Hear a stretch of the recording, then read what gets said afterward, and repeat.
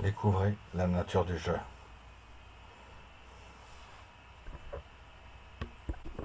Si tous ces sentiments et émotions surgissent, ils le font au nom de ce je. Je suis contrarié, je ne suis pas digne d'être aimé, je me sens seul, je me sens déprimé,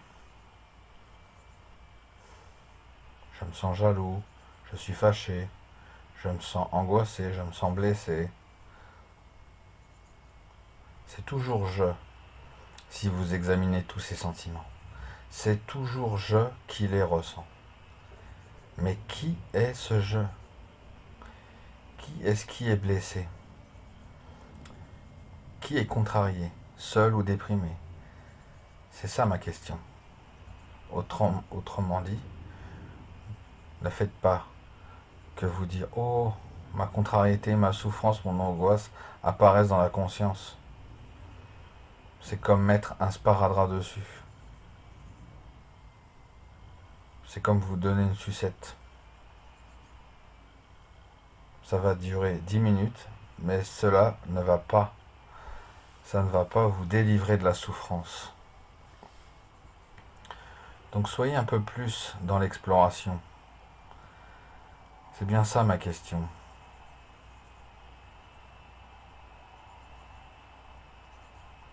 Prenez ce jeu. Intéressez-vous non pas à la dépression, la solitude, le désespoir, l'angoisse. Ne vous intéressez pas à un sentiment particulier. Intéressez-vous au jeu, car ce jeu est commun à tous ces sentiments. N'est-ce pas le même jeu qui est fâché, contrarié, seul, jaloux, déprimé, etc. Qui est ce jeu? Qu'est-ce que ce jeu? Cherchez, car ce jeu est le personnage dans le théâtre de vos sentiments. Trouvez la nature de ce jeu. Ne dites pas que je n'existe pas. Vous existez, vous êtes, oui. Vous connaissez l'expérience, je suis. Découvrez sa nature. Découvrez la nature du jeu. Est-ce que je est déprimé, fâché, seul, etc. Découvrez sa nature. Explorez-le. Prenez la pensée je et suivez dans votre expérience ce à quoi se réfère vraiment la pensée je. Au début, cela vous amènera vers l'intérieur, dans le corps. Cela vous emmène à l'intérieur, dans le corps, ou à l'intérieur, dans le mental. Mais tout ce que nous trouvons dans le prétendu mental, ce sont des pensées, des images. Tout ce que nous trouvons dans le corps, ce sont des sensations. Donc allez plus loin que cela, car je suis cela qui suis conscient. Donc allez plus loin. En d'autres termes, nous n'allons pas vraiment à l'intérieur, vers le je. Nous n'allons pas à l'extérieur, vers le monde. Nous n'allons pas dans le corps ou dans le mental.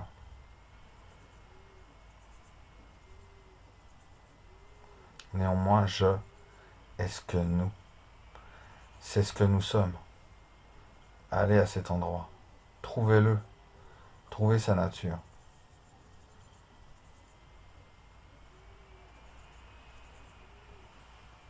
La découverte de ce que je suis véritablement prend en charge tous ces sentiments.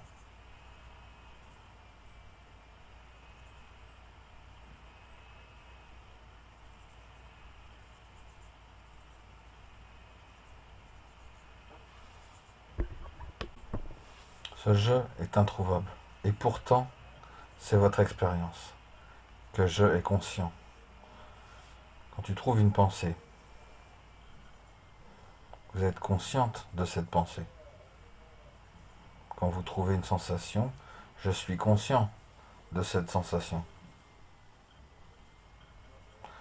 Quand vous avez un sentiment, je suis conscient de ce sentiment. Si vous êtes profondément déprimé, je suis conscient d'être profondément déprimé. Et si vous vous sentez seul, je suis conscient de me sentir seul. Donc, je suis conscient.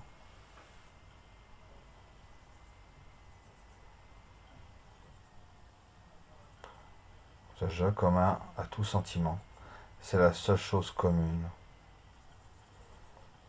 Donc, intéressez-vous à l'expérience d'être conscient, car je suis conscient. Je suis, c'est-à-dire être conscient. Ce sont les deux qualités essentielles de ce que je suis. Je suis conscient. Parcourez toutes les palettes de votre expérience et allez vous voler dans votre expérience. Et devant tous les objets que vous rencontrez, et devant tout, dites je suis conscient. Je suis conscient de cette vue. Je suis conscient de cette sensation.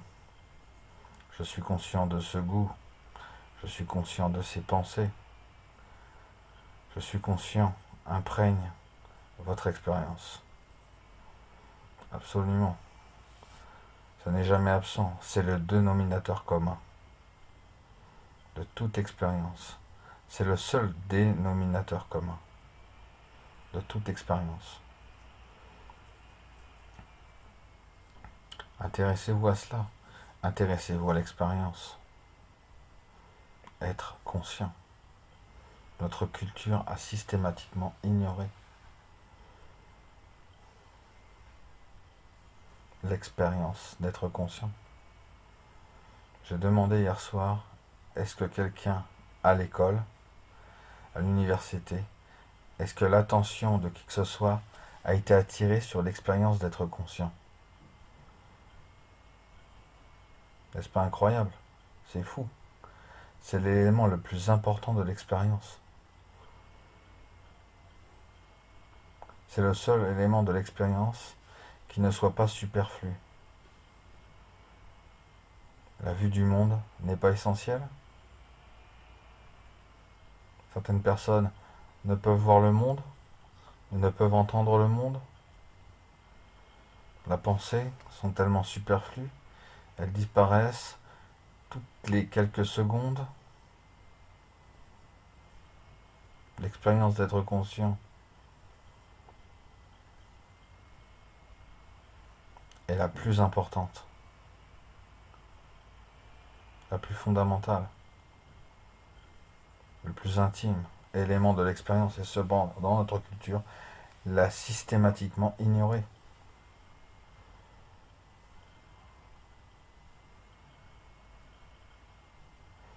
À ses risques et périls, bien sûr. Donc intéressez-vous à cela. Nous sommes tous intéressés, toute notre vie, aux pensées, aux sentiments. Intéressez-vous à l'expérience d'être conscient.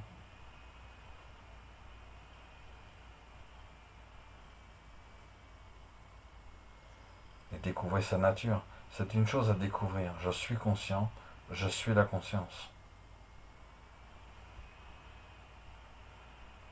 Ceci n'est pas l'illumination. C'est la première étape. J'ai cru que j'étais un ensemble de pensées et de sentiments. Je suis cela qui les connaît. Je suis cela qui en est conscient. Je suis la conscience.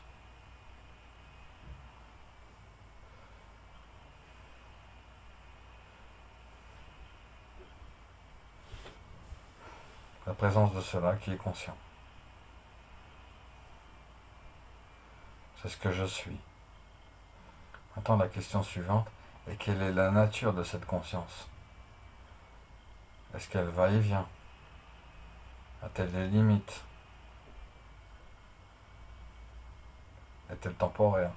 Est-elle entachée par une quelconque expérience? Peut-elle être agitée si nous commençons à explorer? La nature de cette conscience que nous avons découvert, que nous étions, cette exploration nous emmène de plus en plus profondément en nous. un certain moment, il y a reconnaissance de ce que nous sommes essentiellement. Cela ne met pas fin du jour au lendemain à toutes les anciennes pensées et sentiments, comme nous l'avons dit ce matin ou la veille. Ces pensées, ces sentiments ont encore une dynamique. Les pensées changent relativement rapidement. Mais les sentiments ont une racine plus profonde qui est inscrite dans le corps. Donc, longtemps après avoir eu une authentique compréhension de notre véritable nature et que la plupart de nos pensées se sont dissipées, les sentiments d'être un soi temporaire et limité est toujours, demeure encore, et c'est pourquoi au fur et à mesure du déroulement, notre attention s'attachera de plus en plus au sentiment de séparation dans le corps, car c'est la racine profonde du soi séparé.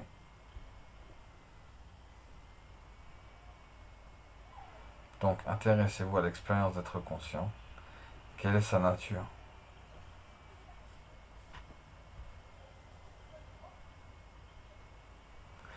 D'où est-elle venue?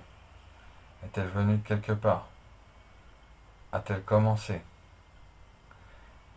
Est-ce qu'elle est modifiée ou changée par quelque chose? C'est assez époustouflant de voir cela. C'est toujours là.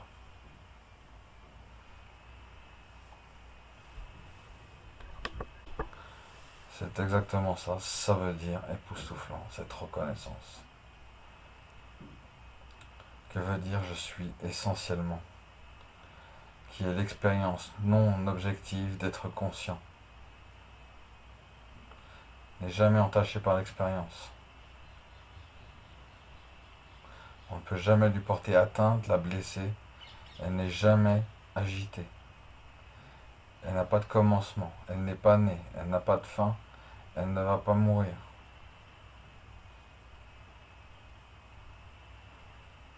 Et ce n'est pas une expérience extraordinaire qui est réservée à une personne sur 1 million ou à des sages éveillés.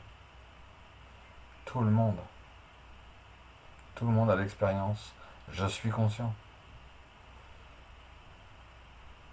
Si on devait sortir dans la rue maintenant,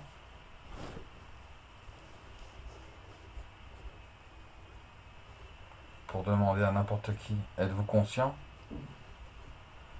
Du moment qu'il a compris la question, ils font une pause. Ils vont dire, oui, je suis conscient. Cela provient d'une expérience d'être conscient. Qu'est-ce qui a l'expérience d'être conscient?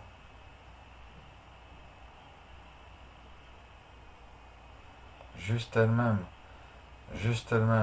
la conscience. Elle n'est pas connue par une autre sorte de conscience. Elle se connaît elle-même. Elle s'illumine elle-même. Elle se connaît par elle-même. Il n'y a pas de distance entre elle et elle. C'est pour cela que l'on peut demander aux 7 milliards d'entre nous, êtes-vous conscient?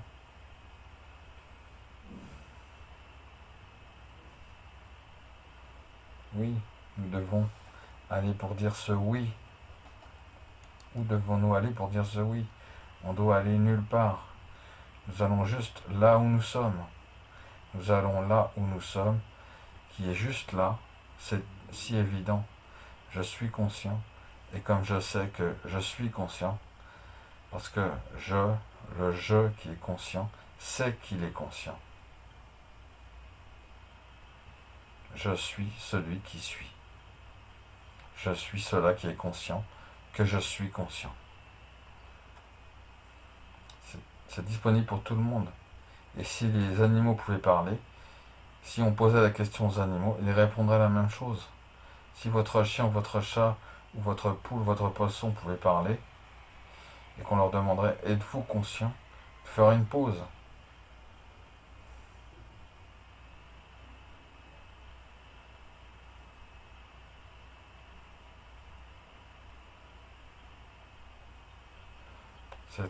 C'est la chose la plus juste et belle au monde. Absolument, c'est la chose la plus juste et belle au monde.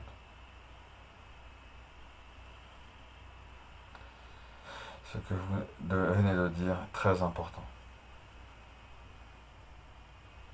C'est le lieu, c'est le fait où la véritable égalité,